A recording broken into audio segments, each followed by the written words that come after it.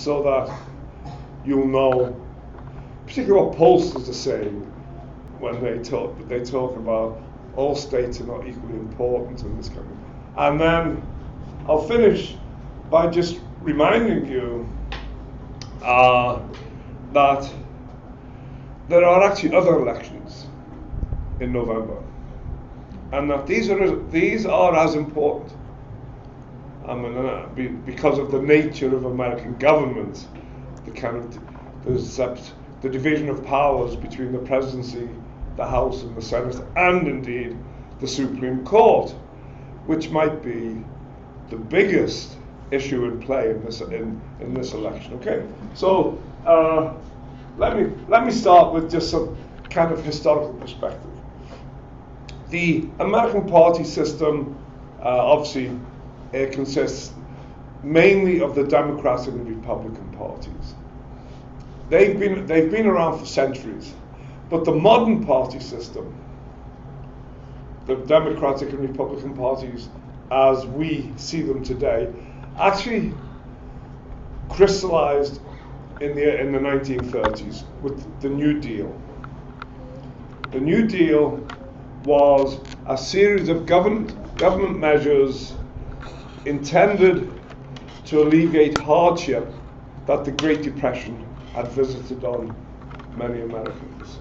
So the president at the time, Franklin Delano Roosevelt, who was a Democrat elected in 1932, he undertook a series of social welfare measures to help the less advantaged groups in American society.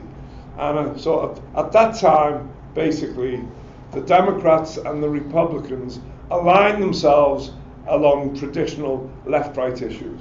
The Democratic Party was in favor of social welfare. The Democratic Party was in favor of government regulation of the economy.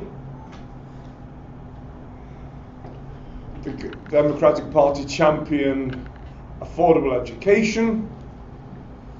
And so, in short, it became the champion of the less advantaged element in American society. And it was at this time, very critically, that the African American communities lined up behind the Democratic Party.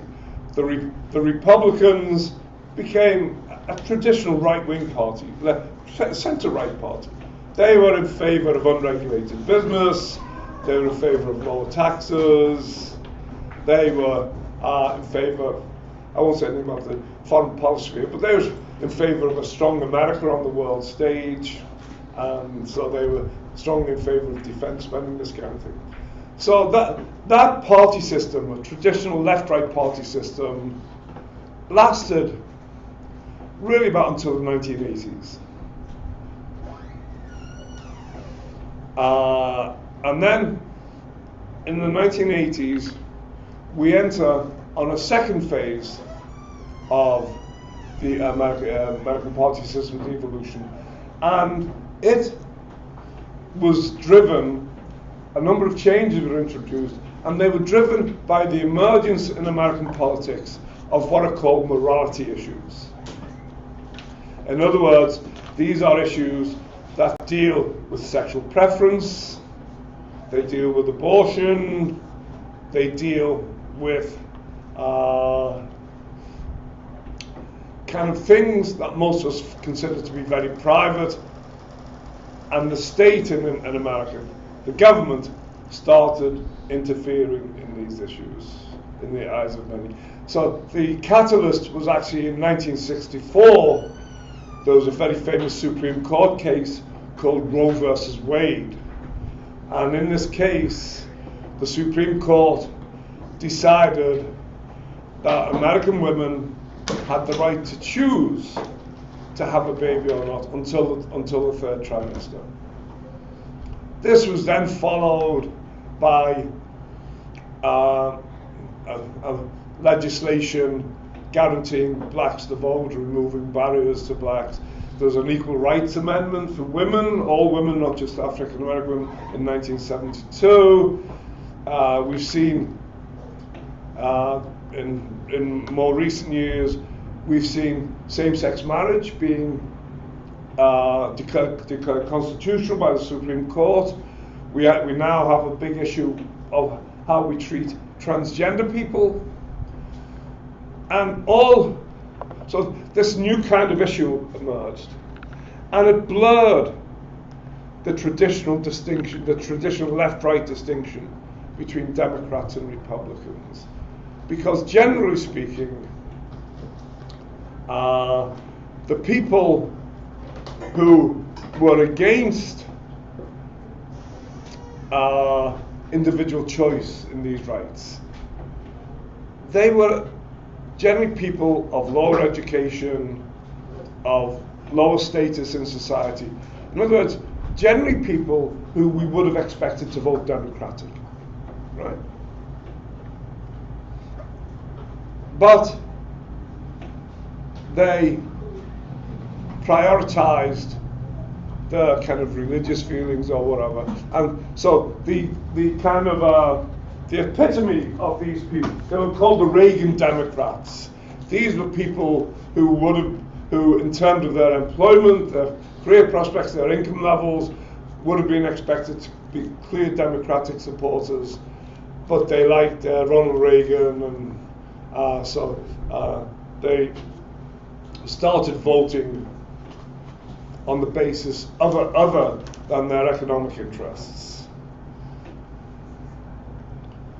This election, so the major point I want to make is that the traditional lines have been getting blurred for a long time, getting harder to distinguish the Democrats and the Republicans, and getting harder to predict who would vote for them. This election complicates matters still further, because it is being fought in good part around two novel but highly salient issues. The first is free trade, and the second is immigration. And I'll talk about the meat in a moment, but again, what these issues are doing is blurring the relationship between the traditional Democratic and Republican parties and their supporters. So the people who are most against immigration are white working class males who feel that their jobs are being threatened. These are people in the past would have been expected to walk into the division, walk into the polling booth and vote Democrat across things. The interesting one is free trade. America's commitment to free trade, well, America's always been committed to free trade. But Ronald Reagan, along with Margaret Thatcher, the British Prime Minister was elected in 1979, Mr. Reagan was elected in 1980, they made free trade into a crusade. They wanted to remove barriers to trade. They wanted to reduce government regulation of the economy. They wanted to roll back the state, cut back taxes, and allow the market to operate relatively unhindered by government interference. The consequence of this, in both Britain and the United States, but across the rich world, really, this set in process, a set in motion of process we now call globalization. And one of the things that globalization has done, because it's involved the government getting out of kind of the social and economic life of the nation, one of the consequences of globalization has been a vast increase in income inequality in the United States. Poor people are poorer, rich people are richer. And it's led many people to question what's always driven American society, which is the American dream. the idea that anybody, through hard work, individual initiative, can get ahead in life. The boy from the backwoods becoming president of the United States. In fact, if we look at the country now, not only have an older generation been living in economic hard times for a long time now, their children don't have the same prospects. Social mobility has pretty much disappeared in the United States. Lots of sociology, lots of studies suggest. So in other words, the idea that you can be born into a relatively poor household, get educated, do well, and become filthy rich has pretty much gone. There is very little social mobility in America. And so a lot of the people who are worst affected by growing inequality blame it on free trade. They blame it on the loss of jobs, actually to countries like China, Mexico, low wage, low regulation economies, where firms were able to manufacture at much lower cost and make much higher profits. And so, in Donald Trump, one of his kind of sources of popularity is his opposition to free trade. He's going to re-examine all the free trade agreements. He's going to bring American jobs back home. He is going to make America great again. This is what he means. So, in his vision, and this is what a lot of the people who support him want, Ohio will become an industrial manufacturing state again. Fat chance. But this is what he's saying. And it's being believed by a lot of people. Hillary Clinton, whose husband, Bill Clinton, was a champion of free trade. It was actually Bill Clinton who signed the North American Free Trade Agreement in 1993. It was one of his first acts as president when he was elected in 1992, became president in 1993, signed the North American Free Trade Agreement. Hillary has always preached free trade. But even she now knows that it's something of an electoral liability.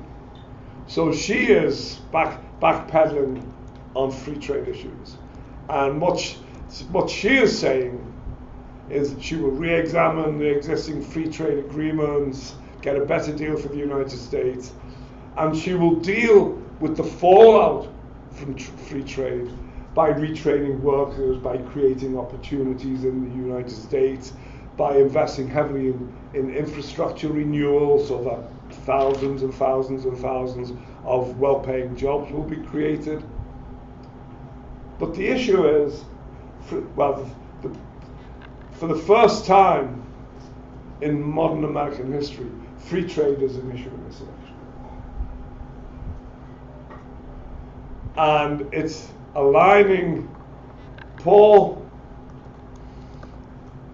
low-skilled, lowly educated Americans with Donald Trump. So again, the Democrats are losing what you might call their natural base of support.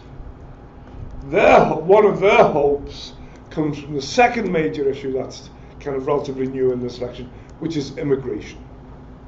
And especially immigration as it relates to undocumented workers.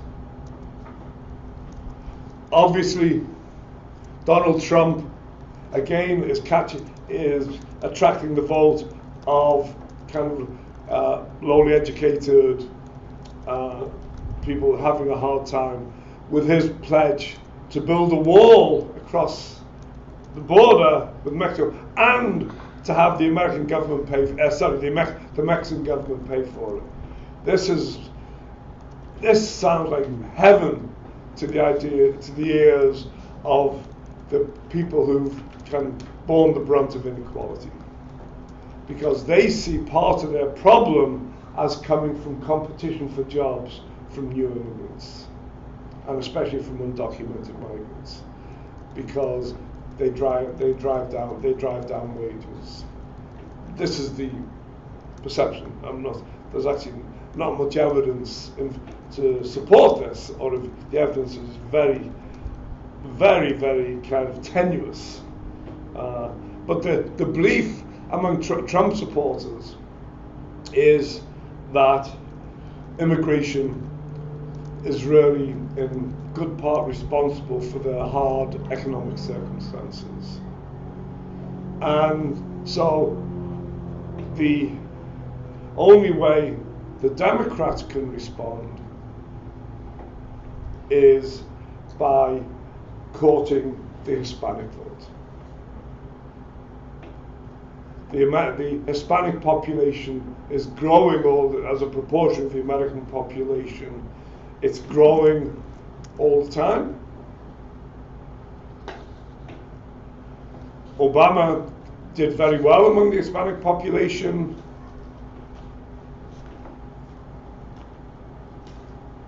Hillary is hoping to do even better. So what we, in kind of by way of what we have is that actually the whole party system is realigning. No one knows really which social groups vote for which party. It's getting unpredictable. It used to be the case that we could ask people what their occupation was, what their education was, what their place of residence, urban, rural, was. And from those three pieces of information, you could get a very strong idea of how people would vote. And so basically, the Democratic vote was from urbanites, manufacturing workers, usually Protestant. That's all going. So there's an element of uncertainty. It's even more uncertain now than it was when Obama ran, because of these new issues, these free trade, these immigration issues. In addition to that, we have the candidates. In this particular election, the two candidates who have been nominated by the Democratic and the Republican parties to represent them in each battle for the presidency. I think that it is probably the case. Well, certainly in modern American electoral history, there have never been two candidates who were both as unpopular as these two. So even, President Bush's father, George H.W. Bush, has declared. He was a Republican president of the United States, goddammit, and he's declared he's going to vote for Hillary Clinton. Ted Cruz caused a ruckus just yesterday or the day before when he declared, much against people's expectations, that he was going to vote for Trump. He said early in his campaign for the Republican nomination that he would vote for the Republican nominee. And so he's kind of living up to his word, he says. But the other side of the coin, in a way, is, of course, the Republicans would rather have anyone than Hillary. This is a slight digression, but a major epiphany, a major crisis, trauma occurred for the Republicans in 2008, in the 2008 election. This was the election, again, Hillary and Barack Obama, Hillary Clinton, Barack Obama were the Democratic candidates for the presidential nomination. Obviously, Barack Obama won, but the Republicans, who essentially are a party of white males, they were traumatized by this because the Democratic candidates were a black man and a woman. It was, for them, they were losing their grips in a sense on American society. And so the other side of the coin is Cruz says earlier on, I'm going to support the nominee of my party, but most Republicans just hate Hillary Clinton with a vengeance. And so there's an element. Paul Ryan, for example, the leader of the House, he will not. He won't endorse Trump, but he won't reject him either. So that's Cruz's thing. But the point I'm trying to make is that we have two very unpopular candidates. You know, for many Americans, Trump is a racist, he's a bigot, he's a liar, all these things. I mean, these are not necessarily my views. This is what people say. Actually, the New York Times recently determined that for the first time in its history, it would call a presidential candidate a liar. And so they've never done it in the past, but they're now using, when they think it's appropriate, they're using the word liar to describe Trump. And this came about mainly because of the birther policy and Trump's backtracking on it. So you've got many people question whether Trump should be commander-in-chief of the American military, whether he is able to kind of conduct a coherent foreign policy. They question his liking of and admiration for Mr. Putin in the Soviet Union. So there's a lot of reasons a lot of people don't like Trump, but equally, a lot of people don't like Hillary. They don't trust her. They think, and there have been two big issues here recently, at least. Actually, Hillary Clinton has been involved in financial scandals since her husband first became president. There was the Whitewater scandal in the White House while they were in the White House in the first term, and three issues have not served her well. One, the attack on the American embassy in Benghazi. Two, the email server with her private emails, which she's still not owned up to. She's not said she's sorry for. And then the more recent scandal was the claim made by the Republicans on the basis of emails that were released that she was selling influence when she was Secretary of State.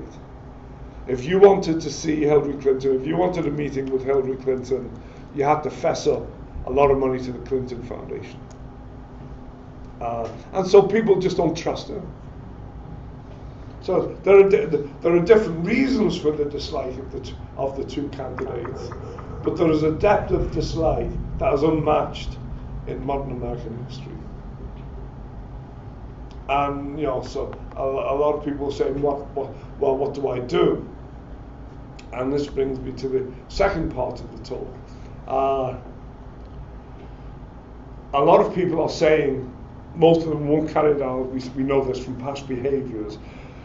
A lot of Americans are entertaining voting for a third-party candidate, and there are two third-party candidates. There's always a communist runs for the presidency. There's always three socialists. There's usually 15, 16 candidates. We never see this, but there's usually about 15 candidates for the presidency. Okay. This year, the two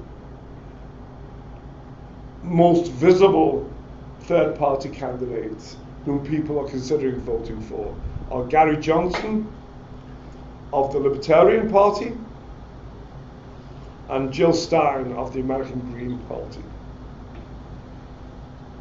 And large numbers of people are saying that they are considering switching their vote to one. Since they can't stand either major party candidate, they want to vote because it's their civic duty, so they're talking about voting for a third party candidate. Why is this a problem? Well, it's a problem. I'm going to a very different line of thought now. It's a problem because of the way the American president is elected, the way the American president is chosen. We tend to think, well, I don't know if you do, but most of the students in my classes, and kind of the young 18, they really don't know much about politics. They tend to think that the American president is voted into office, that the person chosen is chosen on the basis of the way ordinary American people have voted. So like in France, for the French presidency, for example, he's what we call the French president is popularly elected. In other words, and I'm going to simplify this, but basically there's a presidential election, there'll be two candidates, and all French people vote for one or other candidate. And then at the end of the day, they just count up the votes across the country, and the candidate with the most votes wins, becomes the president of France. That's the way most Americans think that the American president is elected. But actually the American president is not elected that way. The American president is elected through an institution which is it's constitutionally mandated, is chosen through an institution called the Electoral College. The Electoral College is a body of 538 people, ordinary Americans. There are 538 of them because there is one member for each member of the House of Representatives, one member for each senator, so that's 435 members from reflecting the House of Representatives, 100 representing the Senate, which is 535, and then Washington DC has 3 members of the Electoral College. And basically, in order to become president, the winning candidate has to get a majority of votes in the Electoral College. In other words, to become president, you have to get 270 Electoral College votes, minimum. Obviously, you'd like more.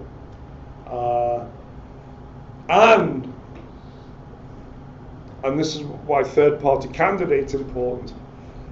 If nobody gets that majority, there's one ballot, that's all. If no one gets a majority, because say Mr. Johnson has a lot of Electoral College votes, or Ms. Stein, that the election is thrown into the House of Representatives. In other words, the House of Representatives choose the next president if the Electoral College can't do so. And because there are 435 members of the House of Representatives, then assuming everybody votes. Has it ever happened? Yeah, 2000. In 2000. But that is the Supreme Court decided. Sorry? Did the Supreme Court decided 2000? Well, it went to the Supreme Court, yes. but it's a constitutional provision, so that it's not surprising the Supreme Court didn't overthrow it. They supported the Constitution. But in 2000, the two candidates were Al Gore for the Democratic Party, who had been Bill Clinton's vice president, and George W. Bush. It was his first run for the presidency. Actually, what happened was that Mr. Gore got about 500,000, not a small number of votes, he got about 500,000 popular votes, more than Mr. Bush. But Mr. Bush won the Electoral College vote because he won the big states. To give you some idea,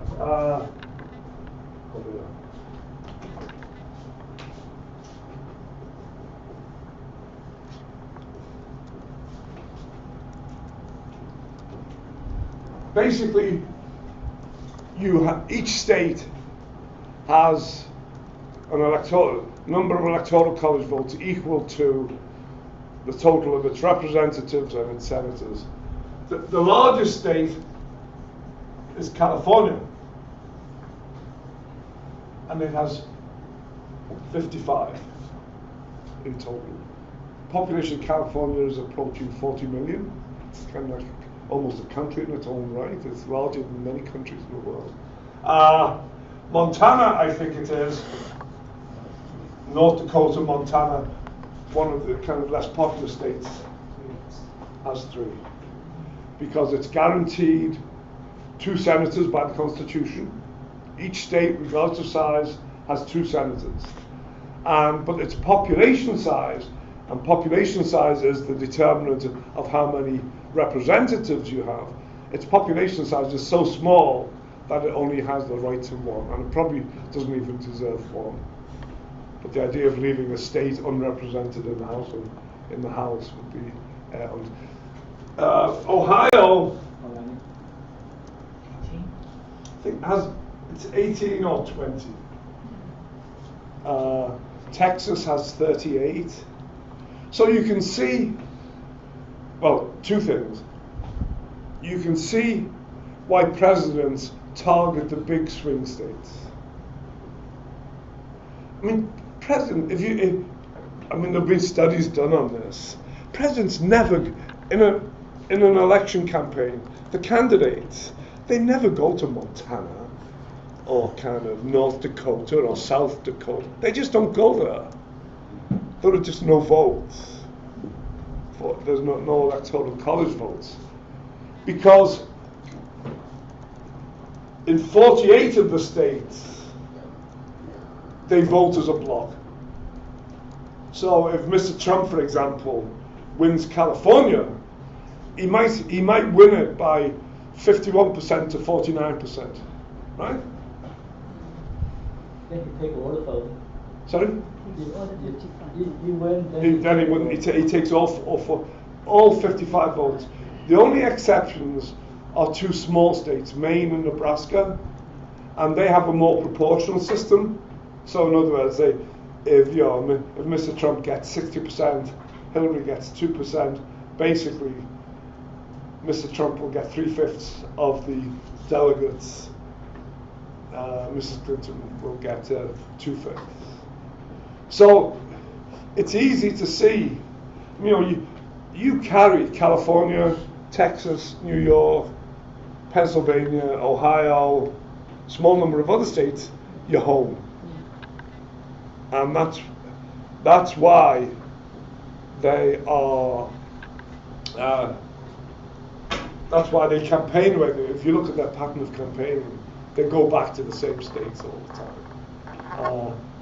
And so the importance of third-party candidates is that they could very well stop either the Democratic or the Republican candidate getting a majority in the Electoral College. And then you would have a real constitutional crisis, because in 2000, the Supreme Court made the decision. Can you imagine what would happen in a country that's supposed to be democratic if the president is chosen by the House of Representatives, regardless of the popular vote? And there was almost a constitutional. The only thing, well, not the only thing, but a constitutional crisis was prevented in 2000 because Mr. Gore graciously admitted defeat. I mean, in other words, Donald Trump, for example, will not graciously admit defeat. He's already saying everything's rigged in his, against him and this kind of. So if it does happen, for example, and it's not at all unreasonable, if it does happen that Donald Trump wins the popular vote, in other words, gets bigger share of the popular vote than Hillary Clinton, but that, as looks likely, Hillary Clinton gets the majority in the Electoral College, there's likely to be hell to pay. I mean, Trump is not going to go quietly. He won't do what Gore did in 2000 and just admit defeat, and he left the Senate and he just retired from political life. And what made 2000 even worse was that there was evidence. What won it for Mr. Bush was Florida, and his brother was governor of Florida at the time, and there's considerable evidence of hanky-panky, the election rigging. So it was but a crisis was avoided. So when you're looking at the polls or you're reading about the election polls, who's in front, it doesn't really matter. If it's a national poll, it doesn't matter.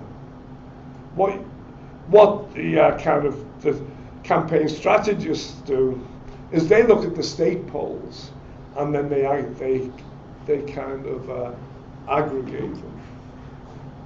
So what I've tried to, let me just summarize.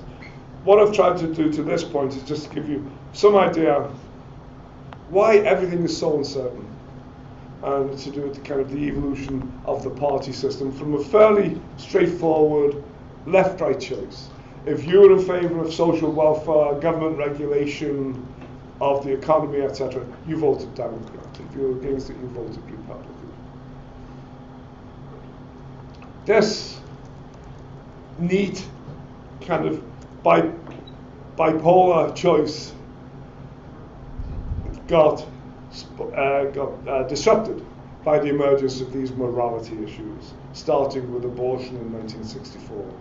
But women's rights, African American voting rights, homosexual rights, environmental rights, believe it or not, are big separate. I mean, the Democrats are much, as we've seen with Mr. Obama, much more in favour of the environment than the Republican. I don't say they're much more concerned about environmental degradation than the Republicans are. And now, in this election, the picture's complicated even further by the emergence of opposition to free trade. And I should just so that you realise that this is not unique to the United States. This opposition to free trade manifested itself in Brexit. I mean, it's the same story. There was one woman interviewed on British television, and she had voted to leave. And she really summed it up pretty well. She said, if you have money, you vote to stay. If you don't have money, you vote to leave. In other words, it was her opinion, and it's an opinion shared by many American blue-collar workers in particular, and particularly male. Free trade makes the rich rich, makes the poor poor. And so that in turn has led to an unprecedented visibility for third-party candidates. And they are important because of the Electoral College. That's where their importance lies. It's if they disrupt the ability of one of the candidates to get a majority in the Electoral College, there will probably a constitutional crisis would follow. I should also say, and this is backtracking a bit, third-party candidates are not unusual in American history. They are very common. The most recent one of them was Ross Perot, who ran in 1992 and again in 1996. But in 1992, he got 19% of the popular vote. 1 American in 5 in 1992 voted for Ross Perot, who ran on an anti-free trade platform. He talked about that giant sucking sound to the south, by which he was referring to Mexico kind of taking all these American well-paying American manufacturing jobs. In that campaign, I've got to tell you this, and then maybe I'll make one last point, then I'll finish. In that camp, there was a joke about Bill Clinton in the 1996 campaign, when Bill Clinton was running for re-election. And Bill, at the time, he was a big guy. Had famous appetite. Him and the German Chancellor, Helmut Kohl, were known to be big eaters. And anyway, one day, Bill's been out jogging to kind of counteract his taste for Big Macs or whatever. But he goes into a McDonald's after a strenuous exercise, and behind the counter there's a middle-aged white guy, making burgers. Just like normally we associate it with teenagers during high school. There's this middle-aged white guy flipping burgers, and Bill starts talking. He says, he said, in my first term as president, we created 8 million new jobs, and he said, yeah, and I've got 3 of them. I mean, by which he meant to say, look, all you've done is you've sent all our well-paying jobs away overseas, and so now we're unusually dependent or unprecedentedly dependent on low-income minimum wage jobs. So the last thing I'd like to point to, and I'll just do this, probably at least as important as the presidential election is what happens with the Senate and the House.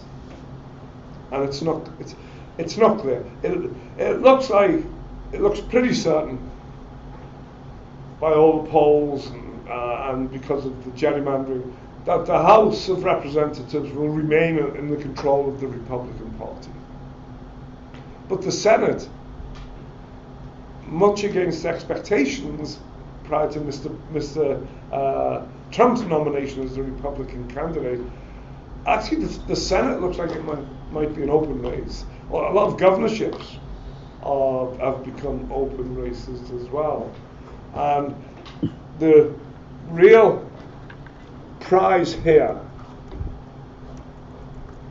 is the Supreme Court. The way Supreme Court justices are chosen is that they are nominated by the president, and they have to have the support of 3/5 of the Senate, in other words, 60 senators. There's a possibility, and it's not that remote, there'll almost certainly be 2 vacancies in the next 4 years. Ted Cruz consider one case. Sorry? Ted Cruz, he considered one case. He can't? He considered to be one. You're saying Ted Cruz line nominated for the Supreme Court? Yeah, that's why he changed his mind. Oh. Yeah. But there could be as many as 4. There could be as many as 4 Supreme Court justices replaced this year. This presidential term. And for most Republicans, even though they might hate Donald Trump, this is what's important. Because, and I'll finish with it because it's quite controversial, actually the Supreme Court is much more influential in dictating the evolution of American society than politicians are. All the big decisions in modern American history have come from the Supreme Court. Now that's not to say the president's not important. I mean, but if you look at the issues regarding morality, if you look at the issues regarding African American advancement, if you look, immigration once it gets there will become increasingly important.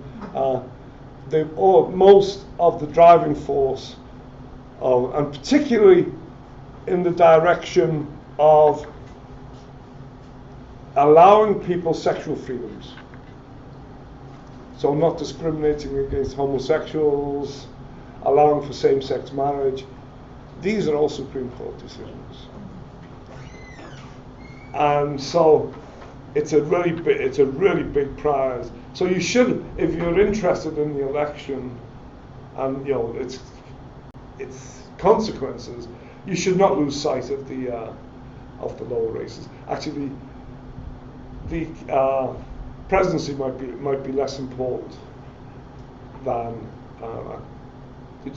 How was Supreme Court influence free trade? Sorry? How was Supreme Court influence free trade?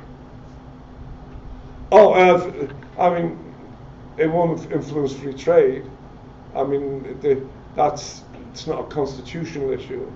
But most American politics has been beset in the last three decades by morality issues. I mean, this is what, if you look at the Tea Party, I mean, here you have, there's a sort of really good demonstration. There's a Tea Party demonstration, Mr. Obama's re-election in 2012. The Tea Party is saying was trying to get the government out of social and economic life. Allegedly, they wanted less intervention, less regulation. And there's a lady there, an elderly lady, standing there saying, "Obama, keep your hands off my Medicare." I mean, so she didn't even know that Medicare was a government-provided service. So that's, I mean, I think that with free trade, it's not going to be a Supreme Court issue. I guess the class is about to finish. Okay. The turns are heading out. So why don't we thank Dr. Mughan first, and then if you have a question, you can stay and ask the questions. So thank you. I want to ask a question.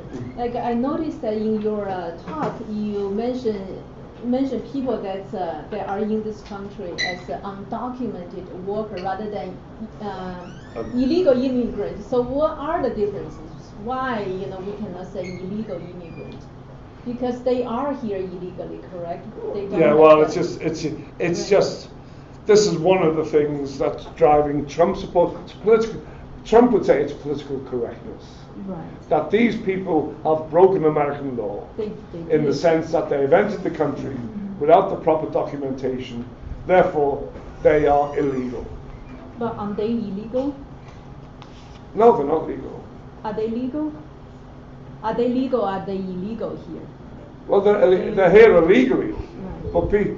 But the argument for pro-immigration activists is that if you call them illegal immigrants, it poisons people's mind against them. So that we've come up with two alternatives: are undocumented migrants or unregistered immigrants. But it's just, I mean, it's like you don't call African Americans the N-word.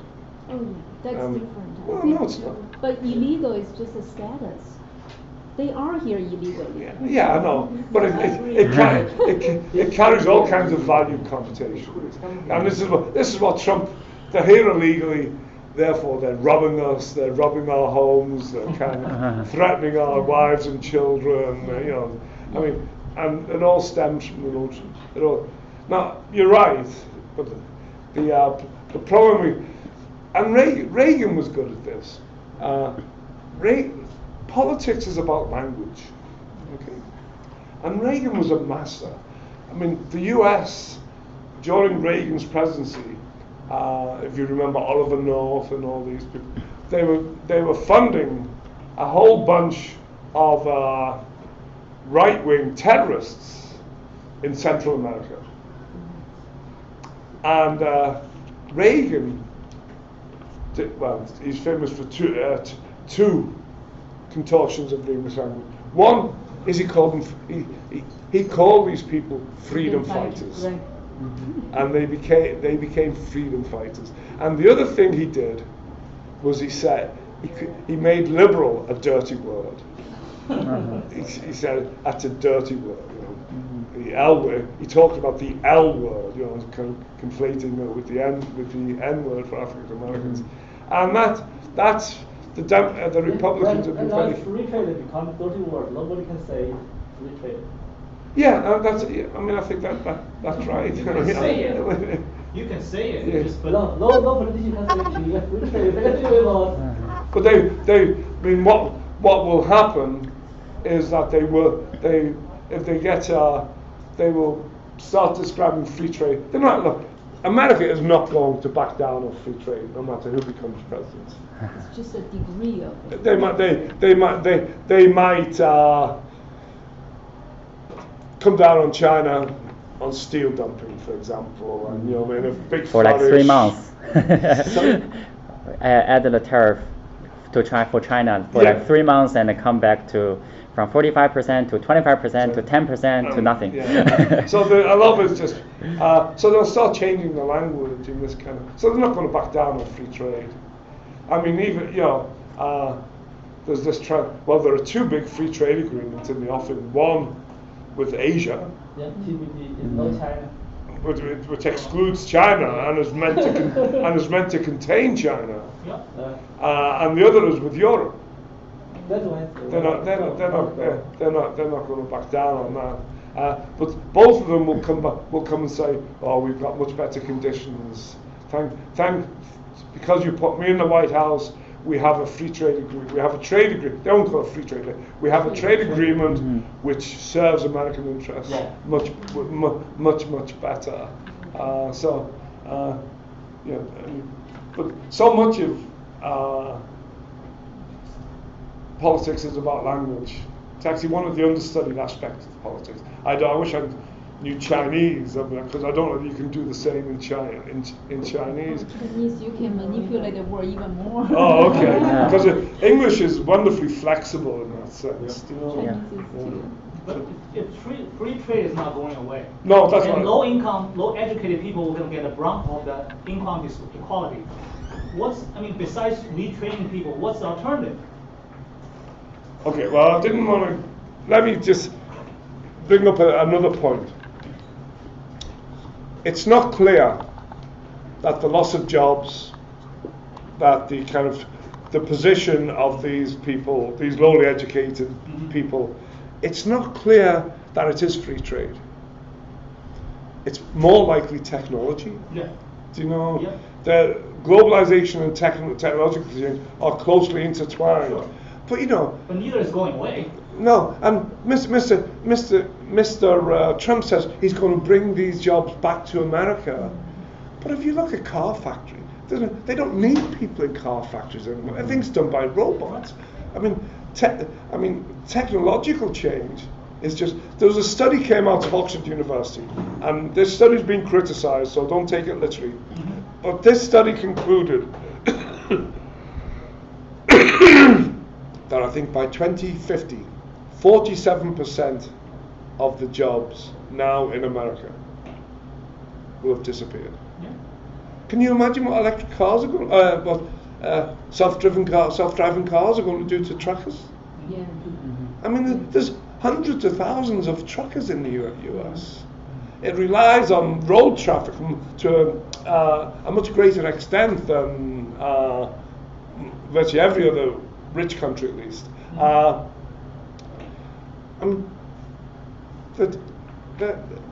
They're dead.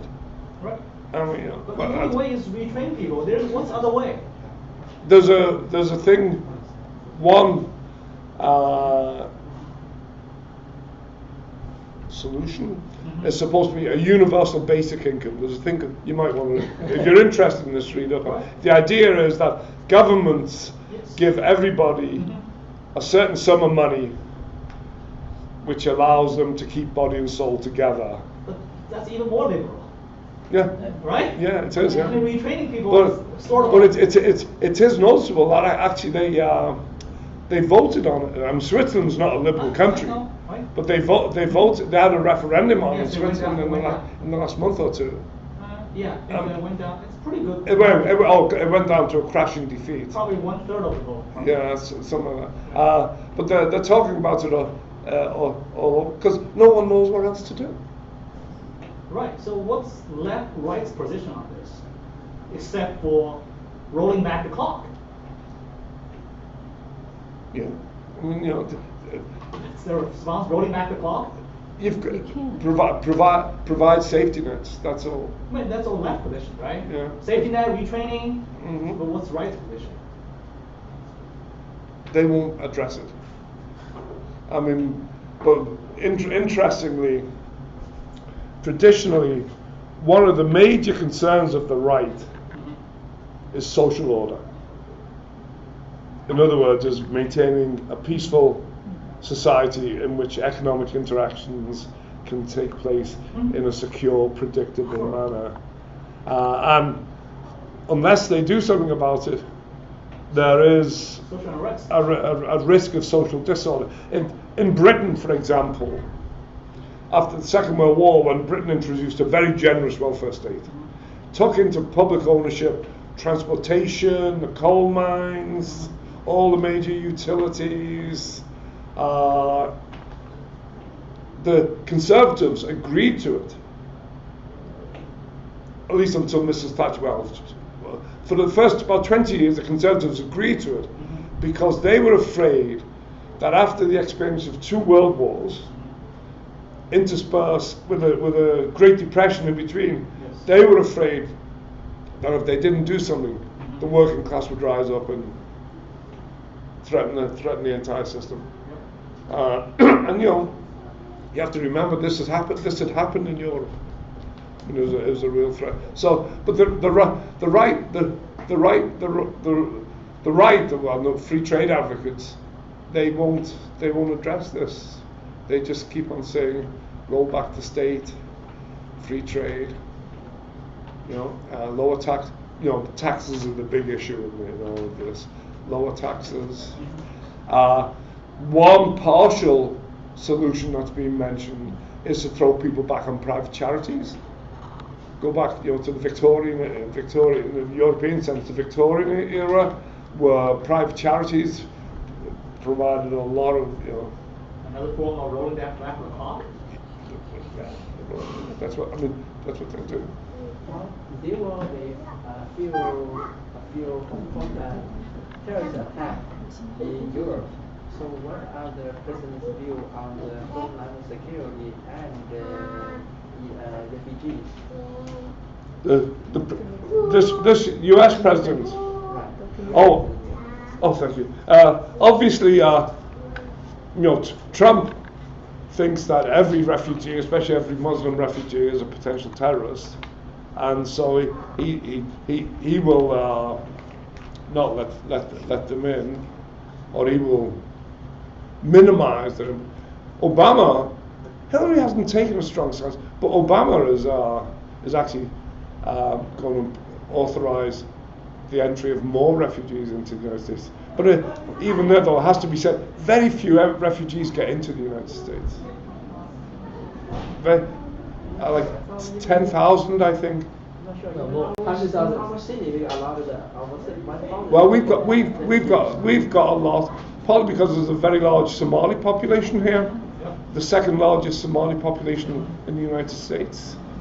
We've got somewhere between 40,000 Somalis. Minneapolis has about 70,000.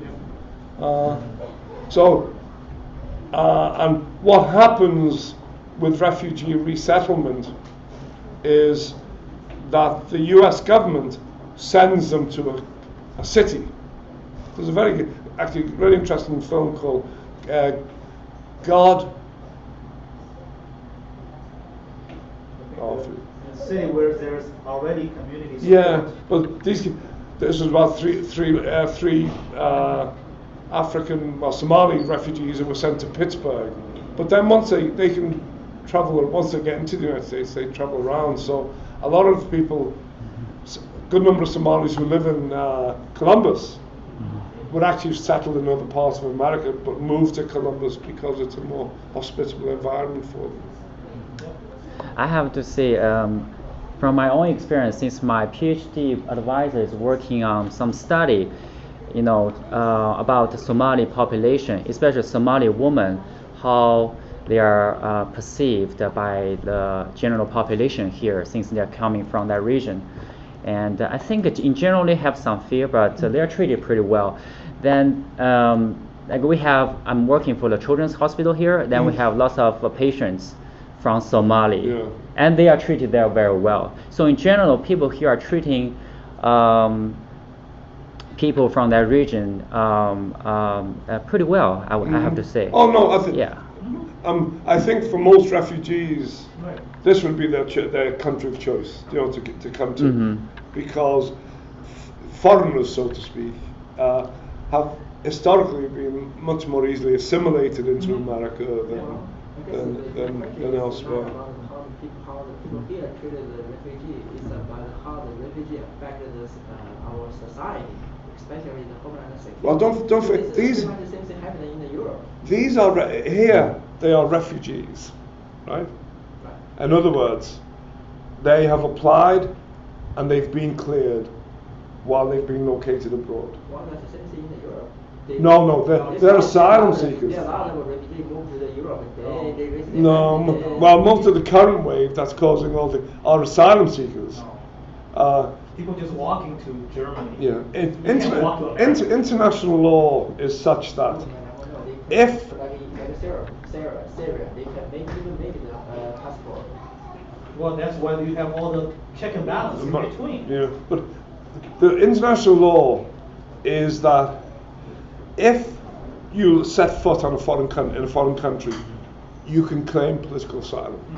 All you have to do is set foot on the soil. Yes. And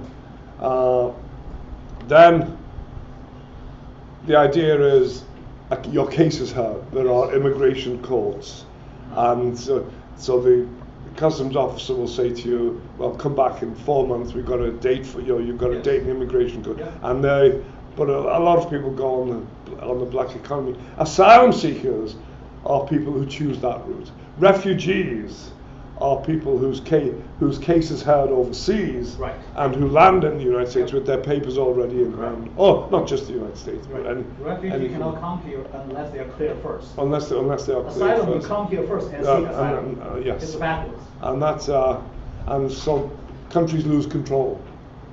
And this is what Trump is saying. He's been misinterpreted. He did not say that he would not allow any Muslim immigrants into the United States. What he said is that they would have to be cleared properly. Which they are.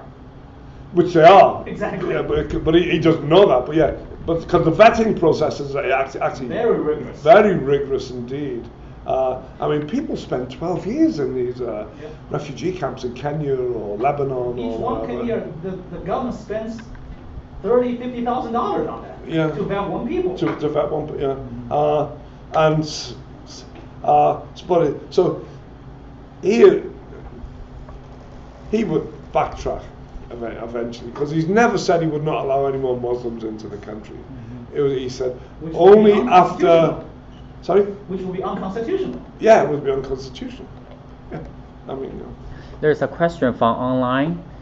Since we are kind of broadcasting this talk through YouTube, and there's a question from online. People wondering, it seems that nothing matters to the president election, to the president candidate, and to the general public who want to vote for the candidate.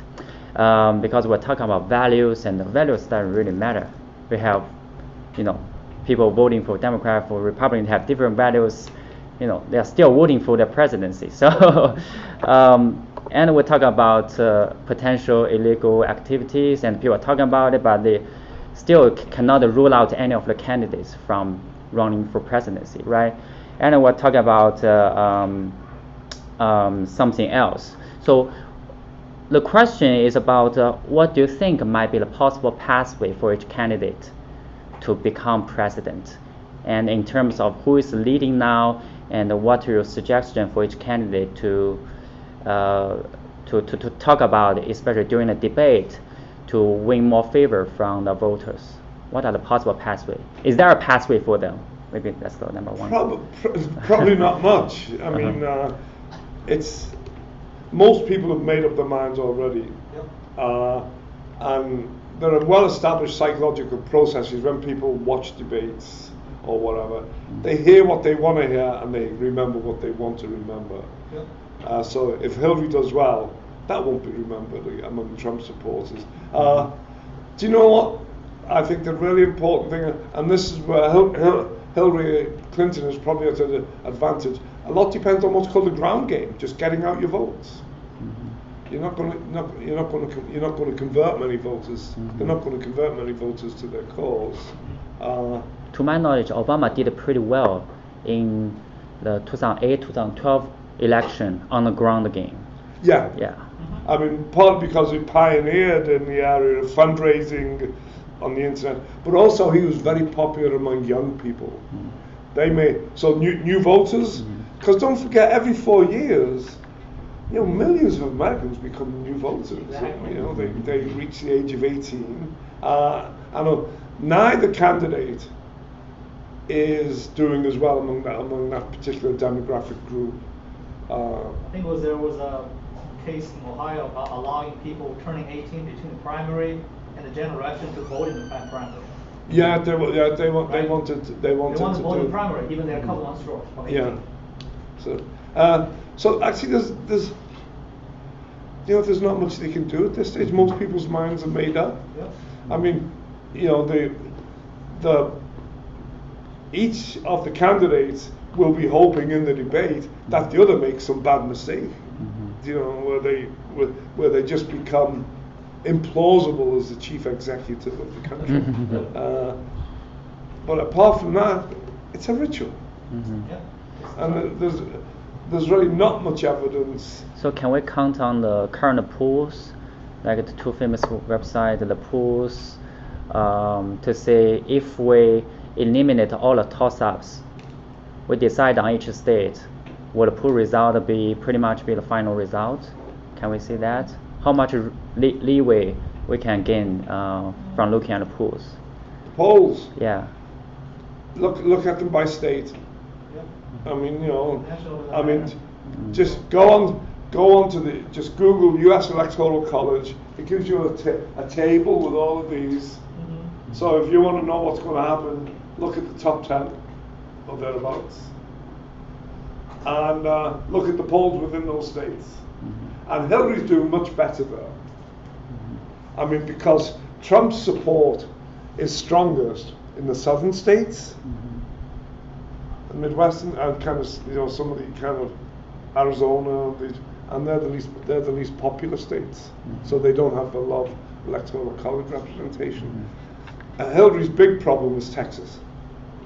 I mean, in terms of, I think has the second largest electoral college vote with 38. No Democrat has won Texas to what? How long? I A don't know. When was the last time any Democrat won Texas? Probably Lyndon Johnson would have won it, but I don't know. Okay. Since, Well, he's I don't from know. Texas. I don't know since then. But the Democrats used to provide the governor and the legislative majorities in Texas, but the kind of the South has just gone red, but from the point of view of the electoral, the southern states are also generally the least populous states, populous, that is, small populations. So it's actually it's not very heartening, but don't expect once the debates come, to see the dawn of rational conversation and rational discussion. I mean, he's going to be referring to Hillary as lying Hillary, or They're fine. and there's not much. The die is cast, I think. But it's still very close race at this point. Well, it all depends on the turnout at this point. Yeah, it does. Yeah. Well, that's The turnout maybe. Yeah. Yeah. That's what's going to decide. Ground game. The Yeah. ground game, getting out the vote. Trump made a very late start on that. He made a very late start in organising party organisations around the states to get out the vote. So Hillary Clinton's at an advantage there. But you know, Okay. just never know. And as some kind of disaster in the debates, you know, could have an effect. And probably it won't increase turnout. It will just discourage. I mean, you know, there's a lot of Democrats, you know, a lot of ex-Sanders support, ex-Bernie Sanders supporters. They're like this. They're kind of holding their nose and saying, "I'll vote for Hillary because she's the Democratic candidate." But if she does something stupid or kind of blows up, a lot of them will just not vote for her. A lot of them have said they won't vote for her. I mean, you know, and they would, you know, they are like radicals in the Republican Party. They'd rather lose the election than lose their political purity. So there's a lot of uncertainty from both parties' supporters and how they will behave, you know, during the polling versus the actual turnout on election day. And in terms of the polls, there's a lot of uncertainty as well. So it's pretty much undecided at this point, I don't right? think there's any more uncertainty than there were in the past election at this stage. I think there is. No, I mean, if you know, you are comparable close election from before, Yeah, well- there's just as many uncertainty. all elections, all presidential elections are close. I mean, simply because of the electoral college and like the state of the land. So we've got October, 6 weeks left. There, 6.5 weeks left. And you know, Harold Wilson, a former British Prime Minister, said a week is a long time in politics. So anything can happen. Okay, Yeah, cool. it is. A couple of days. Yeah, I mean, So you won't remember, but the end of Jimmy Carter's presidency, he was up for re-election. That was a landslide. Yeah, but do you remember there was a big?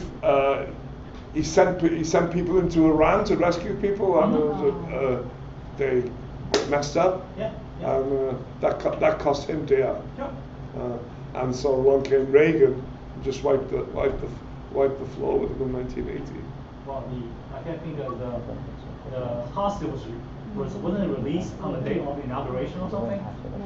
I think so. Yeah. Right. I mean, yeah. No, the hostage from Iran. The hostages. They were captured during the Carter administration, Yeah. and they were released on the day of the Reagan inauguration. Okay. So, should we just, I think the Yeah, time is okay. getting late. Thank you very Can much. we I enjoyed ask it. one last question? What's your prediction of this year's election outcome? Oh, I Presidential. think Hillary will win the White Hillary will House. I think the senators still a Democratic possibility.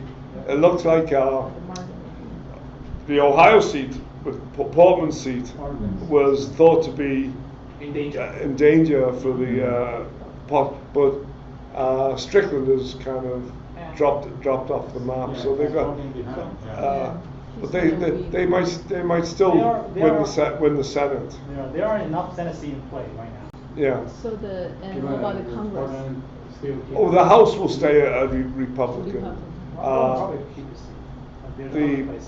The hope is, certainly Hillary Clinton's hope is that they either the Democrats get the majority in the Senate, or at least they reduce 50. the Republican majority, you know, so that they maybe have a majority of 2 rather than 6, and that will, because it's easy to, in the American system, you don't have party discipline in the legislature, so it's easy to say to someone, vote for me and I'll give you an airbase, you know, or vote for me and you can have a new dam.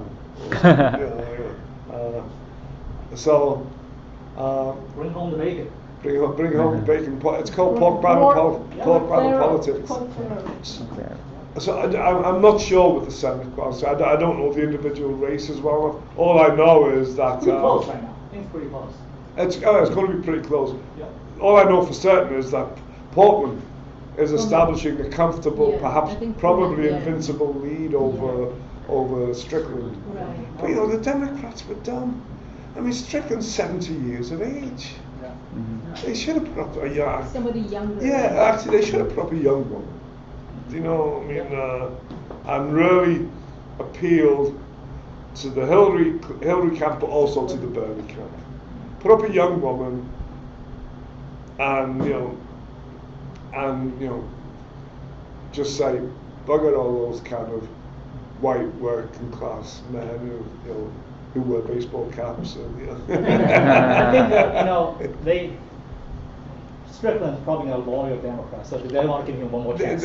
But at 70, give him one more chance. At 70, it was just. I know, he's still a young man in current standard. I mean, No, he's people not. least. Plus, he has some kind of He's never been a senator. drawbacks, like he didn't do a very good job as a governor, right? He didn't. Well, That's some problem. I mean, If you incumbent 70 is pretty young. Economy. is New The- senator, no. the bigger problem is that if you go in the Senate, you accrue influence through seniority. Exactly.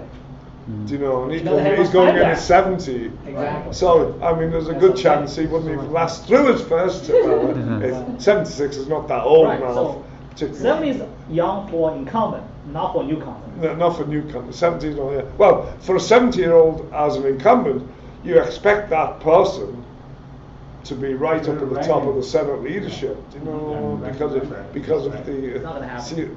the senior the benefits accrued through seniority. Exactly. Uh, That's not gonna happen. So the House, but I think all the signs are that in the big states, Hillary is doing well, but you know she can blow it. Yeah, I mean, anything can happen. Anything can happen. if you think about it, if you were any other candidate with an opponent like Donald Trump, you would think would be streets ahead. I know, and now the margin is just so thin, now right? it's so thin, and it just shows you what a bad candidate. How unpopular that she is. Yeah, what a weak, Right. and she's a weak candidate. She Because is, right.